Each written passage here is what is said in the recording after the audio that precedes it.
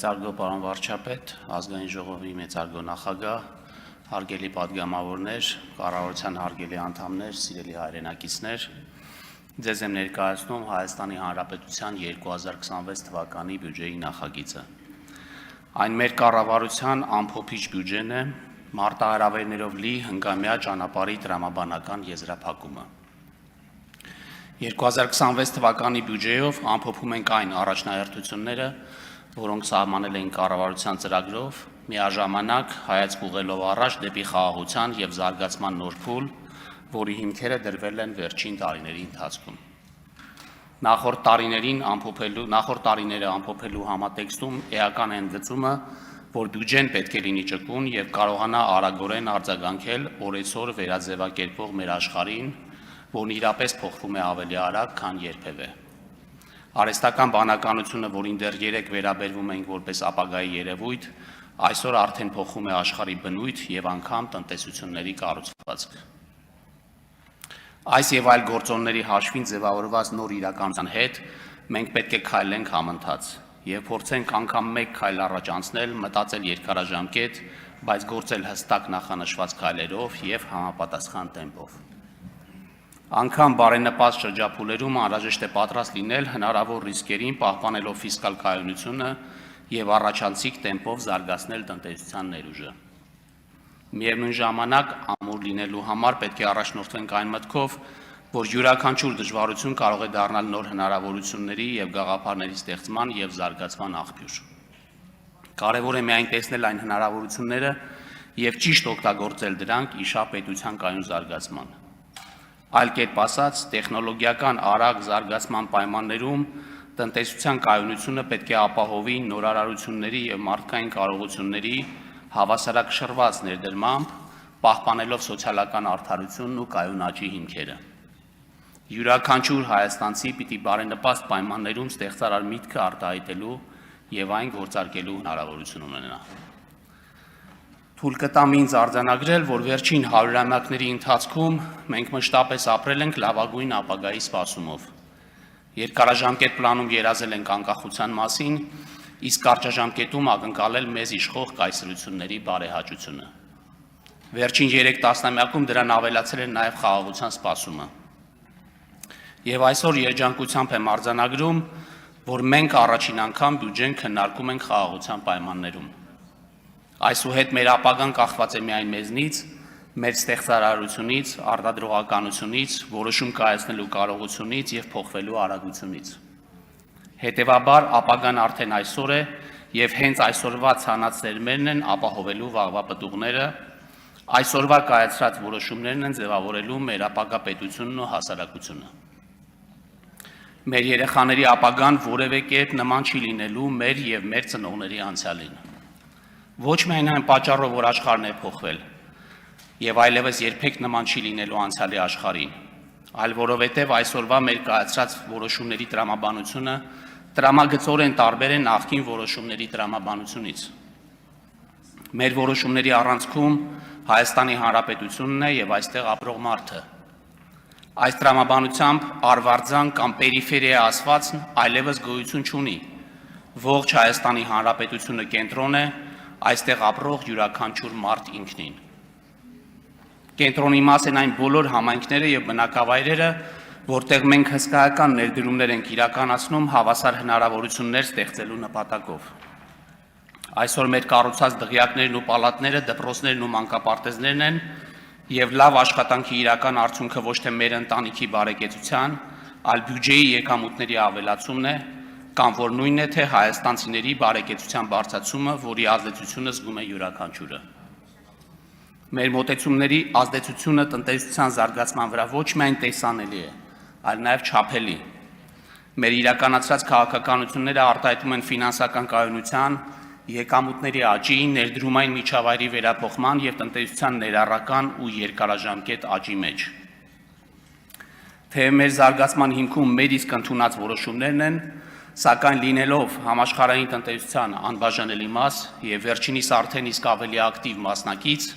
կարևոր է նաև հասկանալ, թե ինչպիսի գլոբալ և տարածաշրջանային միջավայրում ենք մենք գործում։ 2025 թվականին համաշխարհային տնտեսությունը Չնայած առևտրային լարվածություններին եւ աշխարհաքաղաքական անորոշություններին ցույց տվեց բավականին բարձր դիմադրողականություն։ Միացյալ Նահանգներում տնտեսական աճի հիմնական շարժիչ ուժը շարունակել է մնալ մասնավոր սպառումը, սակայն արժույթի միջազգային հիմնադրամի կանխատեսումներով աճի տեմպը աստիճանաբար կդանդաղի, եթե 2024 թվականին այն կազմել է 2.8%, ապա 25 թվականին ակնկալվում է 2, իսկ 26-ին 2.1% աճ։ Եվրոգոտում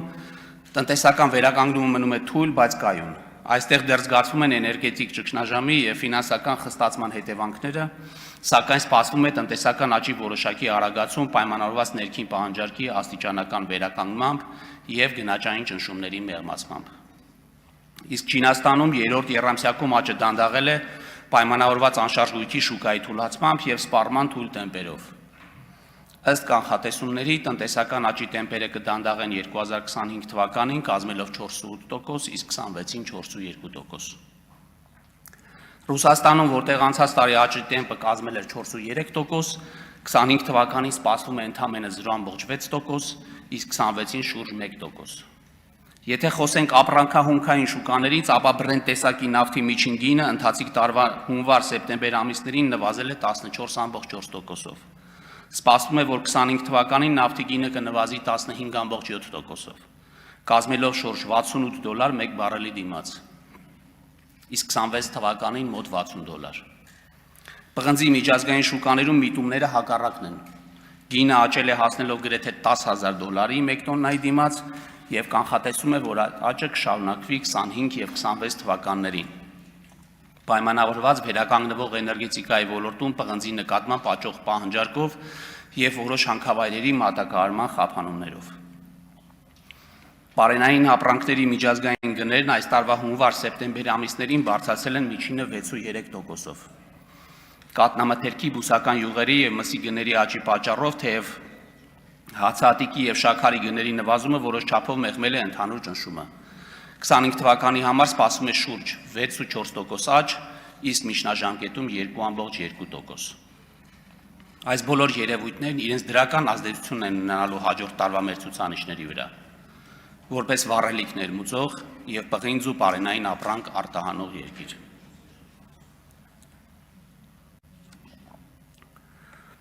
Հարգելի գործընկերներ, մեր տեսլականը պարզ է։ Ուզում ենք մի տնտեսություն, որը մի կողմից աշխարհին կառաջարկի տեխնոլոգիական եւ նորարարական արտադրանք, իսկ մյուս կողմից իր ժամանակակից ենթակառուցվածքներով կդառնա տարածաշրջանի տնտեսական եւ մարդկային հոսքերի կարևոր հանգույց։ Այս պատմական խաղաղության ժամանակաշրջանը պատասխանատու քաղաքականության, հեռատեսության եւ առաջնահերթությունների ճիշտ հավասարակշռության մասին է։ Հենց այս մոտեցումն է մեզ առաջնորդել 26 թվականի ընտրական տարվա մեր բյուջեի նախագծման աշխատանքների ընթացքում։ Մենք կարողացել ենք համադրել կարճաժամկետ եւ երկարաժամկետ հնարավորությունները, գտնելով դրանց հավասարակշռման կետը, միաժամանակ պահպանելով ֆիսկալ կայունությունն ու նվազեցնելով դեֆիցիտը, ինչը կարելի է անվանել իսկապես աննախադեպ մոտեցում։ 2026 թվականին մենք սպասում ենք 5.4% տնտեսական աճ, գրեթե հասնելով հնա 12 տրիլիոն մակարդակին, որը գերազանցում է մեր նախնական կանխատեսումները։ Իդեպ, նույնիսկ արժույթի միջազգային հիմնադրամը բարձրացրել է Հայաստանի աճի կանխատեսումը 2026 թվականին սպասելով 5.5% տնտեսական աճ։ Քանի որ այս բյուջեն հնգամյա ծրագրերի շրջանակներում վերջինն է, կարևորում եմ ընդգծել 21-26 թվականների ընթացքում իրականացված բարեփոխումները, ինչպես նաև ներկայացնել բյուջեի աճի թիրախների եւ հարկեր հնաաճի մասին մանրամասները։ Ապագա զարգացումը կառուցվում է մեր նախկին հաջողությունների եւ ընդունած որոշումների վրա։ Եվ այսպես, վերջին 5 տարիների արդյունքներով մենք արձանագրել ենք միջինում 7.6% տնտեսական աճ։ Եվ ես ուրախ եմ, որ հնա 5.4% աճի կանխատեսումը այլևս սենսացիա չէ։ Հատկանշական է, որ տնտեսական աճը Հայաստանի Հանրապետության կառավարության հայտարարած քաղաքականությանը համահունչ ներառական է եղել։ Այն ուղեկցվել է մի կողմից զբաղվածության աճով, մյուս կողմից միջին աշխատավարձերի գնաճի տեմպերը էապես գերազանցող աճով, ինչպես նաև անհավասարության եւ աղքատության մակարդակի նվազմամբ։ Այս փոփոխությունների մասշտաբն առավել հստակ պատկերացնելու համար պետք է նշել, որ 25 թվականին հունվար-սեպտեմբեր ամիսներին Վարձու աշխատողների թիվը շարունակել է աճել, արձանագրելով 4.8% աճ։ Իսկ միջին ամսական անվանական աշխատավարձը նախորդ տարվա նկատմամբ աճել է 5.3%-ով, կազմելով 295.042 դրամ։ 2024 թվականի արդյունքներով աղքատության մակարդակը նվազել է 2%-ային կետով, կազմելով 21.7%, իսկ ծայրահեղ աղքատությունը 1.1%-ից նվազել է 0.6%-ի։ Նվազել է նաև անհավասարությունը բնութագրող ջինի գործակիցը, գտնվելով վերջին տարիների հետ համեմատած ցածր մակարդակում։ Եվ մենք ակնկալում ենք, որ այս միտումները կպահպանվեն, հատելով բարեկեցության ներկա սահմանները եւ նպաստելով մեր հասարակության բարօրությանը։ Պետական բյուջեի պակասուրդը նախատեսվում է 537 միլիարդ դրամ, հնայի 4.5%-ը, 25 թվականի 5.5%-ի դիմաց, միջնաժամկետում նվազելով մինչև պարտքի բեռը կայուն պահող 2.8%։ Այս բյուջեով հարկաբյուջետային քաղաքականությունը մենք կառուցում ենք պատասխանատվությամբ եւ հավասարակշռությամբ։ Մեր նպատակն է շարունակաբար նվազեցնել բյուջեի պակասուրդը եւ պահպանել պետական պարտքը կայուն եւ կառավարելի տիրույթում, միջնաժամկետ հատվածում այն պահպանելով 50%-ին մոտ շրջանակում։ Այս համատեքստում էական ընդգծել, որ մենք իրականացնում ենք տնտեսական ներուժի բարձրացմանը միտված ծրագրեր, ուղղված ենթակառուցվածքների եւ մարդկային կապիտալի զարգացմանը, թիրախում պահելով արդյունավետության եւ արտադրողականության բարձրացումը։ Ուստի պետական բյուջեի պակասուրդի կրճատումը եւ երկարաժամկետ տնտեսական աճի խթանումն իրար չեն հակադրվում, այլ հակառակը հավասարակշռված խելամիտ եւ մակրոտնտեսական կայունության ապահովմանը նպաստող հարկաբյուջետային քաղաքականությունը հնարավորություն է տալիս բարձրացնել երկրի դիմադրողականությունն ու վարկանիշը, միաժամանակ ընդլայնելով մասնավոր հատվածի համար աճ գեներացնելու հիմքերը։ Թեև պետական պարտքի կառավարելիությունը մեր ընդդիմախոսների սիրելի եւ հաճախ հնչեղորեն մեջբերվող թեմաներից է, եւ աչքի ընկնել ցանկացողները, որոնք այլ ասելիք չունեն, հենց այս թեմայից են խոսում, այնուամենայնիվ մենք գերադասում ենք իրականությունը դիտարկել ոչ թե վերտառություններով, այլ թվերով եւ փաստերով։ Իսկ փաստերը հստակ են։ Մեր պարտքային քաղաքականությունը կայուն է, կանխատեսելի եւ պատասխանատու։ Հաճախ կարդում եմ այն մասին, որ 2018 թվականից ի վեր մեր պետական պարտքը կրկնապատկվել է։ Ստիպված եմ կրկնել, որ պարտքն ուղղվում է մեր պետության տնտեսական պոտենցիալի բարձրացմանը, այսինքն հայաստանցիների հարստանալու եւ իրենց բարեկեցության բարձրացման հնարավորություններն ընդլայնելու ուղղությամբ։ Այս հիմնավորումը կարող է վերացական թվալ, ուստի պարզ օրինակ կբերեմ։ Ցանկացած մարդ, ով պարտք է վերցնում, անկախ նպատակից հույս ունի, որ ապագայում ունենալու է ավելի մեծ հնարավորություններ այդ պարտքը մարելու համար։ Կախված նրանից, թե այդ պարտքով ինչպիսի ծախսեր են արվում, կարելի է գնահատել ապագա եկամուտների վրա դրանց հավանական ազդեցությունը։ Օրինակ, եթե մարդը պարտք է վերցնում նոր բիզնես հիմնելու, եղած բիզնեսը ընդլայնելու, նոր պահանջված մասնագիտություն սովորելու կամ նույնիսկ հոգնածությունը հաղթահարելու նպատակով հանգստի մեկնելու համար, ապա կարելի է ենթադրել, որ ապագայում նրա եկամտային հնարավորությունների աճի հավանականությունը ավելի մեծ է, քան եթե պարտքով փող է վերցնում մեկ այլ պարտք մարելու, նոր տարին տոնելու կամ ցանկացած այլ ծախսի համար, որը չունի որևէ երկարաժամկետ կամ միջնաժամկետ ազդեցություն։ Արդեն իսկ նշեցի, թե պետության պոտենցիալի բարձրացման ուղղված պարտքն ինչ նշանակությամբ է կիրառվում։ Հիմա եկեք հասկանանք, թե ինչպիսին է պատկերը Հայաստանի կրկնապատկված պարտքի պայմաններում, որն ի դեպ ոչ թե կրկնապատկվել է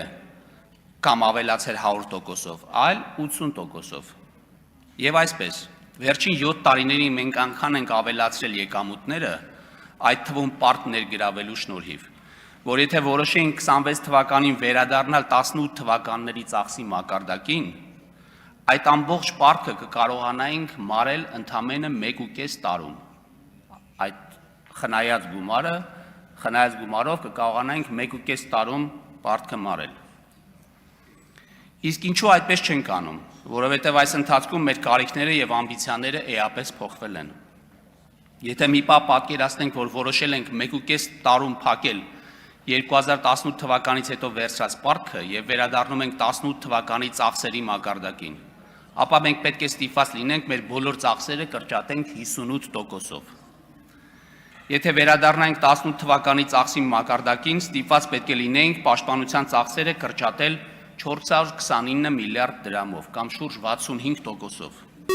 Կրթության ծախսերը 178 միլիարդ դրամով կամ 60%-ով։ Սոցիալական ծախսերը 489 միլիարդ դրամով կամ 54%-ով։ Տնտեսական զարգացման ուղղվող ծախսերը 117 միլիարդ դրամով կամ 50%-ով։ Հիմա ինքներդ որոշեք, մեր պարտքը կառավարելի է եւ արդյոք պետք է այն հենց հիմա վերադարձնել 2018 թվականի մակարդակին։ Կառավարության պարտքի պորտֆելի ռիսկերի կառավարման տեսանկյունից կարևոր նշանակություն ունի դրամային պարտքի կշռի ավելացումը։ Եվ եթե 2018 թվականի տարեվերջին դրամային պարտքի մասնաբաժինը կառավարության պարտքի կառուցվածքում կազմում էր ընդամենը 19%, ապա հաջորդող 6 տարիների ընթացքում այն շարունակաբար աճել է 24 թվականին հասնելով շուրջ 50.8%-ի։ Այս փոփոխությունները մեզ թույլ են տվել միաժամանակ հասնել մի քանի կարևոր արդյունքների։ Նախ էականորեն նվազեցնել փոխարժեքի ռիսկը, այսինքն ապահովել պարտքի սպասարկման զգայունությունը արտարժույթի տատանումների նկատմամբ։ Երկրորդ, կառավարության ֆինանսական կարիքները բավարարել հիմնականում ներքին ֆինանսական շուկայի խնայողությունների հաշվին, որի արդյունքում պարտքի գծով տոկոսավճարները վճարվում են մեծամասամբ երկրի ռեզիդենտներին։ Եվ երրորդ, նպաստել պետական պարտատոմսերի շուկայի զարգացմանը, որը հանդիսանում է ընդհանուր ֆինանսական շուկայի զարգացման հիմնաքարը։ Այսինքն այն պարտքը, որը մենք ունենք այսօր, կառուցվածքային տեսանկյունից բազմակի ավելի որակյալ եւ կայուն է, քան այն, ինչ ունեինք 2018 թվականին։ Տեղական, պետական, գանձապետական պարտատոմսերի շուկան այսօր դարձել է հետաքրքիր եւ գրավիչ նաեւ միջազգային ներդրողների համար։ Սա խոսում է ոչ միայն մեր երկրի բարելաված մակրոտնտեսական միջավայրի, այլև պետության կայուն հարկաբյուջետային քաղաքականության եւ ամենակարևորը պետական ինստիտուտների նկատմամբ վստահության աճի մասին։ Եթե 2018 թվականի ներքին պարտքի շուկայում օտարերկրյա ներդրողների մասնակցությունը կազմել է ընդամենը 3.6 միլիարդ դրամ, ապա 2025 թվականի սեպտեմբերի 30-ի դրությամբ այն հասել է արդեն 177 միլիարդ դրամի։ Այսինքն միջազգային ներդրողների վստահությունը Հայաստանի Հանրապետության պետական ինստիտուտների նկատմամբ այսօր առավել քան երբևէ։ Ավելին, եթե 2025 թվականի մարտին թողարկված 10 տարի ժամկետայնությամբ եվրոբոնդերի եկամտաբերության մեջ երկրի ռիսկի հավելավճարը կազմում էր 286 բազիսային կետ կամ 2.86%, ապա օգոստոսի 8-ի Վաշինգտոնյան հռչակագրի ստորագրումից հետո սեպտեմբերի վերջին այն նվազել է մինչև 227 բազիսային կետ։ Սա պատմականորեն ցածր ցուցանիշ է, ինչը թույլ է տալիս ամրագրել եւս մեկ անգամ, որ մենք ընկալվում ենք որպես շրջահայաց եւ պատասխանատու քաղաքականություն վարող պետություն, որը գործում է իր հնարավորությունների սահմանում, բայց նաեւ ապագային միտված խելամիտ ներդրումներ է կատարում։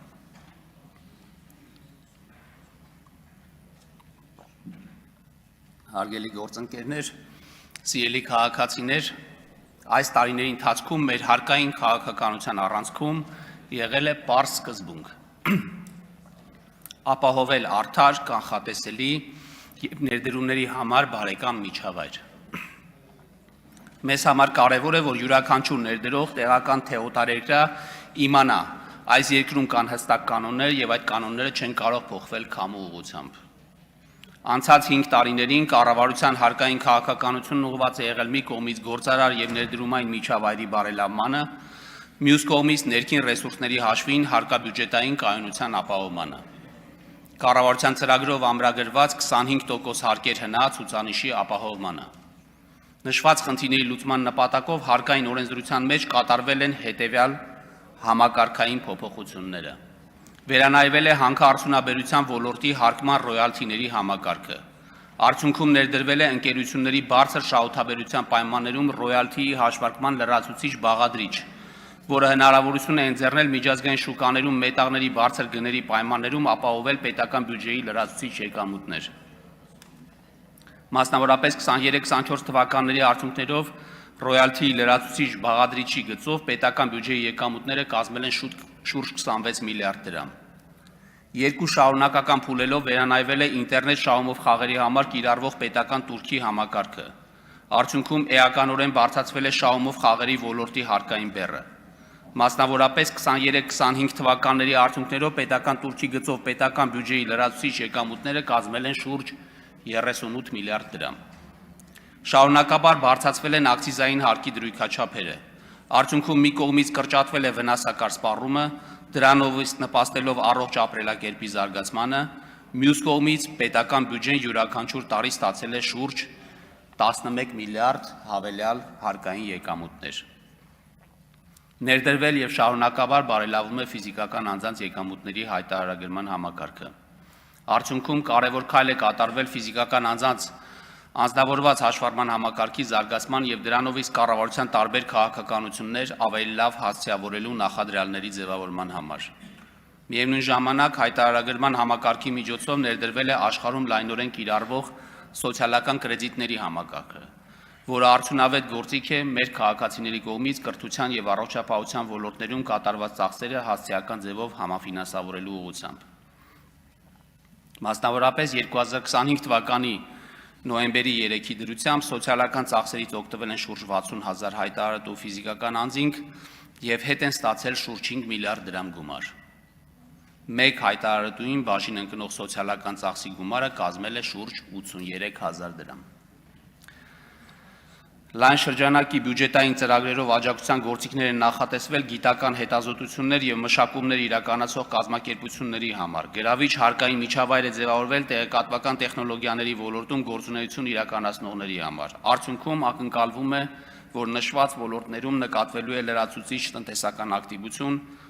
ստեղծվելու են նոր աշխատատեղեր, մեր երկիրն ամրապնդելու իր դիրքերը տեխնոլոգիական աշխարհում։ Վերանայվել է շրջանառության հարկի համակարգը։ Արդյունքում շրջանառության հարկի գծով հարկային բեռը վերաբաշխվել է ավելի արդարացի ձևով, քանի որ ձեռքբերումները փաստաթղթերով հիմնավորող հարկ վճարողների համար հարկային բեռը նվազել է, իսկ ձեռքբերումները փաստաթղթերով չհիմնավորող հարկ վճարողների համար բարձրացել։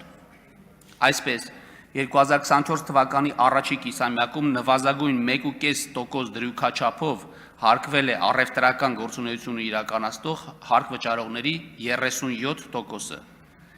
իսկ 25 թվականի առաջի կիսամյակում մինչև 1.5% դրույքաչափով հարկվել է առևտրական գործունեություն իրականացնող հարկ վճարողների 59%-ը։ Համանման պատկեր ունենք նաև հանրային սննդի ոլորտում։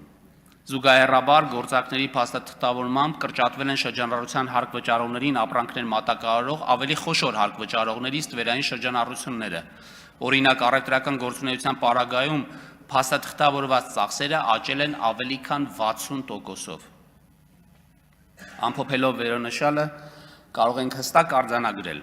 որ գործունեության հիմնական տեսակների պարագայում շրջանառության հարկի համակարգի վերանայումը ոչ թե հարկային բեռի բարձրացման մասին է, այլ հնարավորություն է, որպեսզի ձեռքբերումները փաստաթղթերով հիմնավորելու պարագայում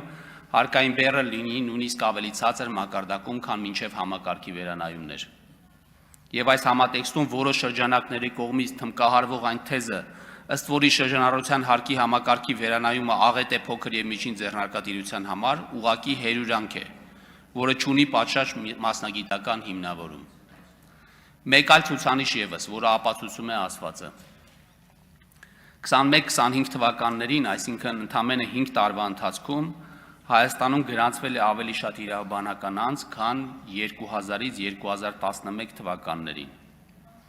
Այս նույն ժամանակահատվածում տարեկան միջինում գրանցվում է մոտ 9900 նոր իրավաբանական անձ։ Մինչդեռ նախորդ ժամանակահատվածում այդ թիվը կազմել է 3795։ Հիմա հարց. ինչու են այդքան ընկերություններ գրանցվում եւ ինչու է այդքան մարդ որոշում զբաղվել ձեռնարկատիրությամբ, եթե ամեն ինչ այդքան վատ է։ Այստեղ հիրավի բախվում ենք իրականության հետ, որովհետև կապ չունի լուրերով ինչ են հայտնում կամ քաղաքական գործիչներն ինչ են ասում, քանի որ սեփական միջոցները նոր գործ սկսելու մեջ ներդրող մարդը եւ կարող է հարկային օրենք կարդալ եւ կարող է իրատեսորեն գնահատել այն ձեռնարկատիրական միջավայրը, որն առկա է մեր երկրում։ Եվ առհասարակ Հետհայաց ուսումնասիրելով վերջին 5 տարիների հարկային քաղաքականությունը, կարող ենք արձանագրել, որ հարկային բեռի էական բարձրացում կատարվել է միայն հետևյալ 3 ուղղություններով։ մետաղական հանքարդյունաբերության ոլորտի ռոյալթի ուղղությամբ, ակցիզային հարկի ուղղությամբ, շահումներով խաղերի ոլորտի պետական տուրքի ուղղությամբ։ Ակնհայտ է, որ այս ուղղություններից եւ ոչ մեկով չեն թիրախավորվել առաջին անհրաժեշտության կամ սոցիալական նշանակության սպառումը ցածր եկամտային խմբերի եկամուտները։ Հակառակը, հարկային բեռը բարձրացվել է այն տրամաբանությամբ, որ ընդերքի արդյունահանումից մեր հասարակությունը ստանա իր արդար հասանելիքը, որ կրճատվի վնասակար սպառումն ու խրախուսվի առողջ ապրելակերպը եւ որ զսպվի խաղամոլությունը։ Այս առումով ավելի քան վստահ ենք, որ հարկային քաղաքականության մեր օրակարգն ունի լայն հասարակական աջակցություն եւ ճիշտ ընկալում։ Ավելին, 2021-23 թվականներին անշեղորեն շարունակվել է եկամտային հարկի դրույքաչափ իջեցնելու քաղաքականությունը, որը գործնականում նշանակում է, որ նշված ժամանակահատվածում տարեկան ավելի քան 20-ից 28 միլիարդ դրամ եկամտային հարկ պակաս է հավաքագրվել գործատուներից եւ վարձու աշխատողներից, կամ նույնն է, թե անչափ միջոցներ պահպանվել են գործատուների եւ վարձու աշխատողների մոտ, այդ կերպ նպաստելով տնտեսության զարգացմանն ու աշխատող քաղաքացիների բարեկեցության բարելավմանը։ Պետական բյուջեի եկամուտները նախատեսվում են 3 տրիլիոն 91 միլիարդ դրամ, որից հարկային եկամուտները 2 տրիլիոն 973 միլիարդ դրամ։ Հարկային վարչահարության բարելավման ստվերի դեմ պայքարը, ինչպես նաև հարկային քաղաքականության միջոցառումների արդյունքում ակնկալում է ապահովել հարկեր հնա հարաբերակցության բարելավում սպասողականի համեմատ 0.4%-ային կետով։ Իդեպ սպասողականի մասին խոսելուց ասեմ, որ այս տարի սպասում ենք 1%-ային կետով բարելավում։ Խոսելով առաջիկա տարիների հարկային քաղաքականության մասին, պետք է նշել, որ ներկա փուլում ընթանում են հարկային քաղաքականությունը վերաիմաստավորելու հայեցակարգային քննարկումներ։ Նպատակը կայուն տնտեսական աճի եւ բարեկեցության ապահովման ուղղված այնպիսի հարկային համակարգի ձևավորումն է, որը նաև զերծ կլինի հաճախակի փոփոխություններից եւ հարկ վճարողների համար կապահովի կանխատեսելի հարկային միջավայր։ Ուշադրության կենտրոնում են լինելու հատկապես այլընտրանքային հարկային համակարգերի վերանայման, ներդրողներին լրացուցիչ հարկային խթանների տրամադրման հարցերը։ Զուգահեռաբար քննարկվելու են հարկային վարչահարության առաջադեմ գործիքների ներդրման, հարկային մարմնի կողմից հարկ վճարողներին ավելի որակյալ ծառայություններ մատուցելու հարցերը։ Այս ամենով հանդերձ ակնկալվում է հնարավորին չափ պարզեցնել հարկային օրենսդրությունն ու հարկային համակարգն ընդհանրապես։ Հարգելի գործընկերներ, գնումների համակարգը մեր տնտեսության առանցքային հենասյուներից մեկն է եւ այս ուղղությամբ եւս վերջին տարիներին ունեցել ենք զգալի առաջընթաց, ուղղված թափանցիկության, արդյունավետության եւ հաշվետվողականության բարձրացմանը։ Նախ գրանցել ենք մեկ անձից իրականացվող գնումների էական նվազում։ 2021 թվականներին ճգնաժամային զարգացումների պայմաններում մեկ անձից գնումների մակարդակը հասել էր համապատասխանաբար 18.3 եւ 22.3%-ի։ Սակայն հաջորդ տարիներին կառավարությունը հաջողվել է հետևական աշխատանքի արդյունքում էականորեն նվազեցնել այս ցուցանիշը, 24 թվականին այն հասցնելով ընդամենը 8.6%-ի։ Եթե 21 թվականին իրական մեկ անձից գնումները կազմում էին 7.4%, իսկ հրատապ գնումները 14.9%, ապա 24-ին դրանք նվազել են կազմելով համապատասխանաբար 5% եւ 3.6%։ Կարևոր է ընդգծել, որ հրատապ գնումների այս նվազումը տեղի ունեցել այն պայմաններում, երբ որոշումների կայացման գործընթացը դարձել է ավելի ապակենտրոնացված։ Սա եւս մեկ անգամ փաստում է, որ ժողովրդավարության պայմաններում հնարավոր է կառուցել արդյունավետ եւ հաշվետվողական համակարգեր, որտեղ որոշումները կայացնում են այն մարդկանց կողմից, ովքեր ամենամոտն են կանգնած խնդրո առարկային։ Վերջին տարիներին բարձրացել է մասնակիցների միջին քանակը մրցակցային ընթացակարգերում։ Եթե 2019 թվականին մեկ մրցույթի միջին մասնակցությունը կազմում էր 2.5 մասնակից,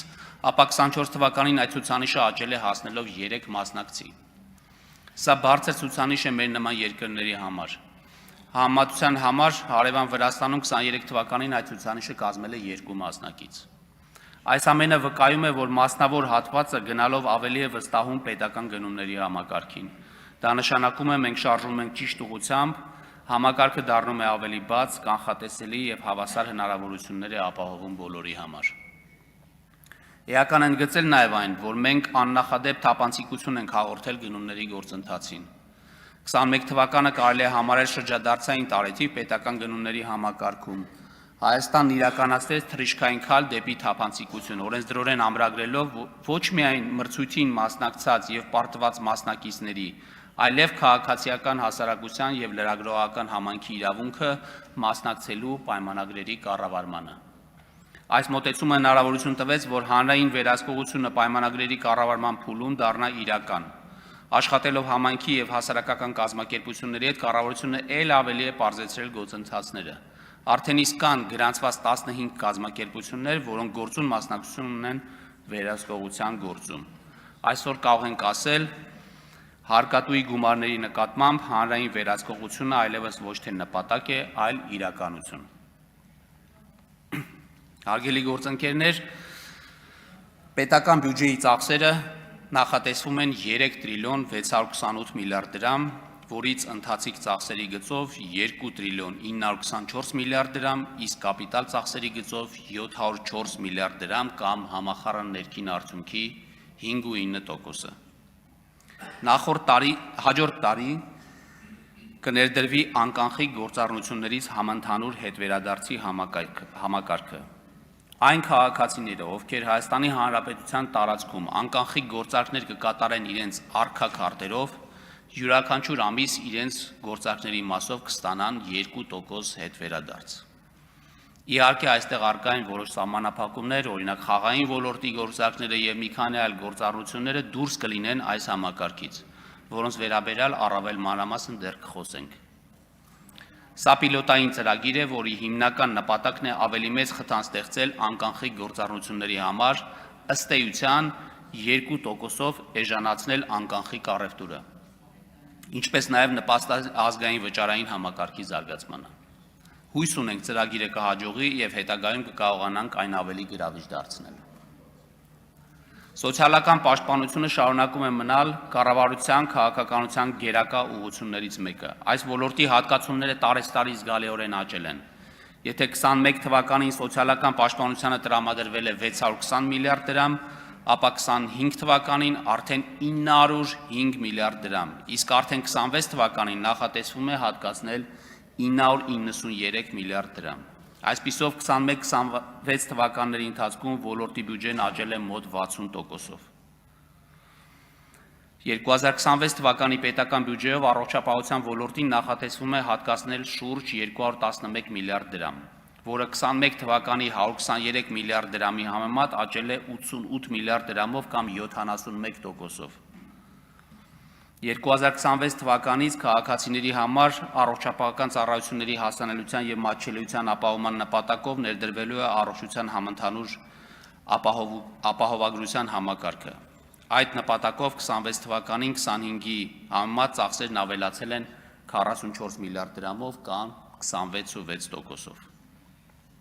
ԳԳՄՍ նախարարությանը նախատեսվում է հատկացնել 420 միլիարդ դրամ, որը 25 թվականի հաստատված բյուջեի մակարդակը գերազանցում է 57 միլիարդ դրամով, իսկ 21 թվականի փաստացի ծախսերը 245 միլիարդ դրամով։ Նախարարության գծով նախատեսված ծախսերը 26 թվականին կկազմեն հնա 3.5%-ը, 21 թվականի 2.5%-ի փոխարեն։ Նախարարության գծով 26 թվականի համար ծրագրավորված ծախսերում կրթության ոլորտի գծով հատկացումները կազմում են 353 միլիարդ դրամ, որը 21 թվականի ծախսերի մակարդակը գերազանցում է 216 միլիարդ դրամով։ Մասնավորապես, հանրակրթության ոլորտի բարեփոխումների ներառյալ կառավարության ծրագրով նախատեսված ուսուցչական անձնակազմի ատեստավորման արդյունքում խրախուսման համակարգի ներդրման, ինչպես նաև այլ հավելավճարների տրամադրման նպատակով 26 թվականին նախատեսվում է հատկացնել 155 միլիարդ դրամ, 21 թվականի 100 միլիարդ դրամի դիմաց։ Նշված հատկացումների շրջանակներում ատեստավորման արդյունքում պայմանավորված մասնագիտական աճով աշխատավարձի բարձրացում կունենան 3406 ուսուցիչներ, իսկ 8663 ուսուցիչներ դրույքաչափի բարձրացումից բացի կստանան նաև հավելավճարներ։ 2026 թվականի նախագծով 150 միլիարդ դրամ է նախատեսվել կառավարության ծրագրով նախատեսված 300 դպրոց եւ 500 մանկապարտեզի շենքային պայմանների բարելավման նպատակով։ Ընդհանուր առմամբ 21-26 թվականներին հանրակրթական դպրոցների և մանկապարտեզների շինարարության հիմնանորոգման գույքով և տեխնիկայով ապահովելու նպատակով նախատեսվել է 338 միլիարդ դրամ։ 26 թվականին շարունակվելու են թվով 209 դպրոցների և 16 մանկապարտեզների կառուցման, հիմնանորոգման և վերանորոգման աշխատանքները, ապահովելով նաև դրանց հագեցումը անհրաժեշտ գույքով և սարքավորումներով։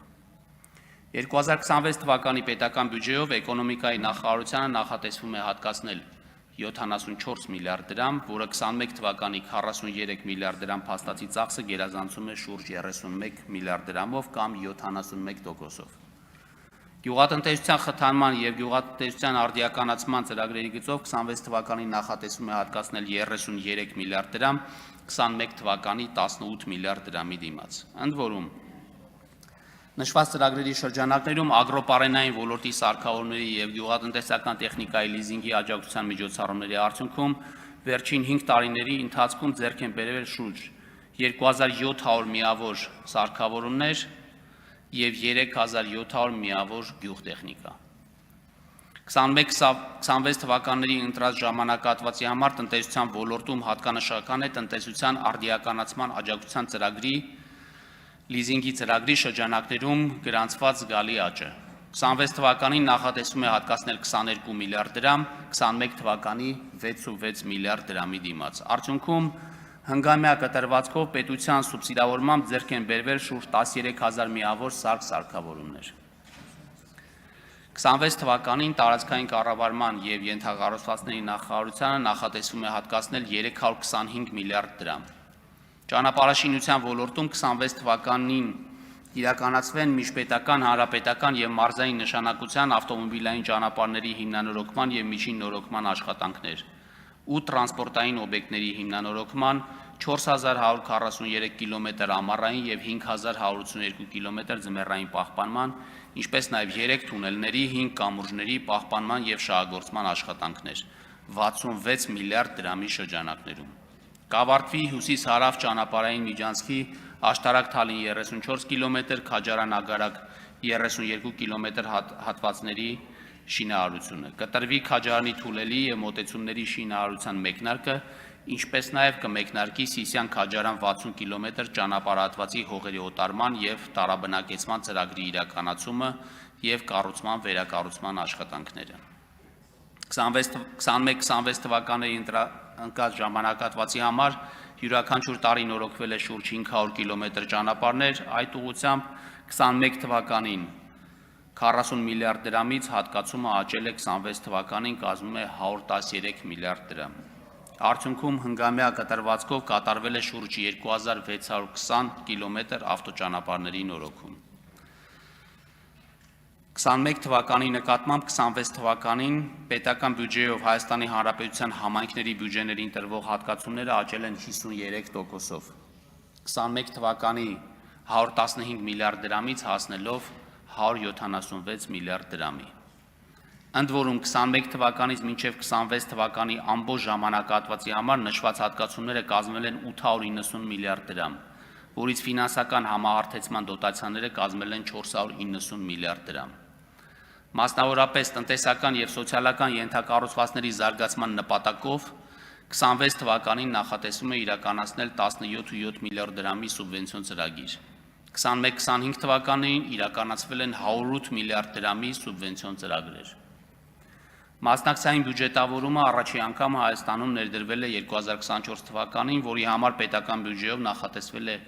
500 միլիոն դրամ 4 համայնքներում ծրագրի պիլոտային իրականացման համար։ Ծրագրի շրջանակներում ֆինանսավորվել է 8 ծրագիր։ Փորձարկման դրական արդյունքների հիման վրա 25 թվականին գործընթացն ընդլայնվել է, ընդգրկելով 21 համայնք։ Ծրագրերի ֆինանսավորման համար հատկացվել է 1 միլիարդ դրամ, որի շրջանակներում նախատեսվում է իրականացնել 39 ծրագիր տարբեր ոլորտներում, այդ թվում հանրային բացօթյա տարածքների բարեկարգում, ժամանց, սպորտ, կրթություն, մշակույթ, ջրագծերի, բնապահպանության և ճանապարհաշինության ուղղություններով։ 26 թվականին պետական բյուջեի նախագծով նախատեսվում է կրկնապատկել ծրագրի ֆինանսավորման ծավալը և համայնքների թիվը։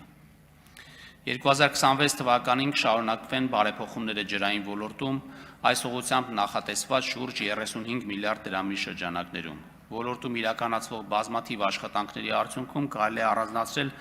ընթացիկ տարում ավարտին հասցվող Վեդիի ջրամբարի կառուցման աշխատանքները։ Վեդիի 29 միլիոն մետր խորանարդ ընդհանուր ծավալով ջրամբարի կառուցումը կբարձրացնի Վեդիի շրջանի շուրջ 3200 հեկտար հողատարածքների ջրապահովման մակարդակը,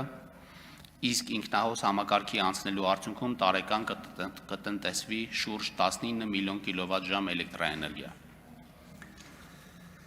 Հարգելի գործընկերներ, սիրելի քաղաքացիներ, ինչպես նշեցի, սա մեր հնգամյա ճանապարհի ամփոփիչ բյուջեն է, սակայն այն միաժամանակ նաև հաջորդ կառավարության գործունեության 2 տարիների ուղենիշային բյուջեն է, քանի որ առաջին անգամ բյուջեն ներկայացնում ենք 3 տարվա հորիզոնով, որը պլանավորման մշակույթի հետևողական բարելավման ևս մեկ դրսևորում է։ Այս բյուջեն մարդու մասին է, որպես պետության շարժիչ ուժի, ում աշխատանքի ստեղծարար անսպառ ներուժի և վստահության հիման վրա է կառուցվում մեր ապագան։ Մենք մեծացնում ենք ներդրումները կրթության, առողջապահության, սոցիալական պաշտպանության և ենթակառուցվածքների ոլորտներում։ Մեր երեխաների դպրոցներն ու մանկապարտեզները, մեր ճանապարհներն ու ջրամատակարարման համակարգերը պետք է լինեն այս բյուջեի ամենատեսանելի արդյունքները։ Այս ամենով հանդերձ, թեև մենք անշեղորեն բարելավում ենք մեր ցուցանիշները, Հայաստանի Հանրապետությունում աղքատության մակարդակը և գործազրկությունը շարունակում են բարձր մնալ։ Եթե գործազրկությունը կարողանայինք նվազեցնել 6.3%-ային կետով, այն նվազեցնելու միջազգայինորեն ընդունված 6% մակարդակին, դա կհանգեցներ ոչ միայն 85,000 մարդու աղքատության հաղթահարման, այլ նաև հնայի 4% աճի իր բոլոր հարակից էֆեկտներով։ Դրա համար ենք անընդհատ կրկնում, որ աղքատության հաղթահարման միակ ճանապարհը աշխատանքն է, որի իրականացման համար ներդրում ենք բոլոր ջանքերը։ Ներառական աճ ապահովելու համար կարևոր է, որ ցածր եկամուտ ունեցող կամ աղքատ մարդիկ ունենան հավասար հնարավորություններ։ Հավասար հնարավորություններ ունեն թե կրթության, թե ենթակառուցվածքների հասանելիության և թե ֆինանսների հասանելիության առումով։ Հայաստանում ապրող յուրաքանչյուր մարդ պետք է ունենա ընտրություն ստեղծելու իր սեփական գործը կամ օգնելու ուրիշին իր գործը հաջողելու համար։ Այս նպատակով է, որ մենք ոչ թե գործարաններ ենք կառուցում, այլ ստեղծում ենք այնպիսի պայմաններ և միջավայր, որտեղ ցանկացած հայաստանցի կկարողանա իրացնել նոր բան ստեղծելու իր գաղափարները, այնպես ինչպես բոլորը, և մատնված չի լինի թշվառության կամ էլ ստիպված չի լինի նվազագույն աշխատանքով աշխատել որևէ մեկի գործարանում։ Ամփոփելով ելույթս, ցանկանում եմ ընդգծել. 2026 թվականի պետական բյուջեն մեր երկրի զարգացման ճանապարհային քարտեզն է։ Այն միավորում է աշխատանքը, ջանքը, ստեղծարարությունը, պատասխանատվությունը և հավատը վաղվա օրվա նկատմամբ։ Մենք կառուցում ենք մի Հայաստան, որտեղ աճը ոչ թե վերևից տեսանելի ցուցանիշ է, այլ յուրաքանչյուր քաղաքացու բարեկեցություն, որտեղ հնարավորությունները ընդլայնվում են, իսկ վստահությունը ամրանում։ Այս ամենով հանդերձ, մեր նպատակն իհարկե նաև այն է, որ այս հաջող պատմությունը շարունակվի և դառնա զարգացման ուղի, ոչ թե մեկ շրջափուլի ձեռքբերում, այլ մեր պետության կայուն ընթացքի պատմություն։ Եվ հենց այդ պատճառով էլ 2026 թվականի բյուջեն, վերջինը մեր կառավարության այս ժամկետում, միաժամանակ ավարտ չէ, այլ սկիզբ նոր հնարավորությունների համար, որոնք իրագործելի են խաղաղության և վստահության անխախտելի պայմաններում։ Շնորհակալություն։